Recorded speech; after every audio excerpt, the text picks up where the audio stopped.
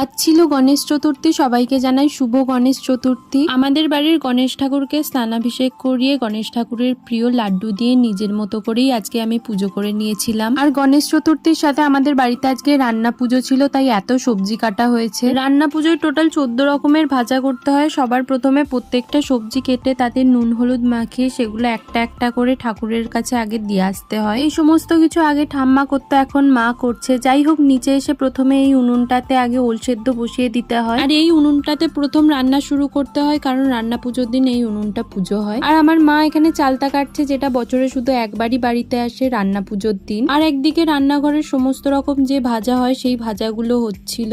আজকে সমস্ত রান্না করেছিল আমার মা আর কাকিমা দুজন মিলে। সবকিছু শেষে এখানে চালতার চাটনি বসানো হয়েছে, যেটা আমার খেতে প্রচন্ড ভালো লাগে। কিন্তু এই চাটনি শুধু একদিনই হয়, বছরের রান্না পুজোর দিন। রান্না পুজোয় আর কি কি রান্না হয়েছিল সেগুলো দেখাবো পরের মিনি ব্লগে।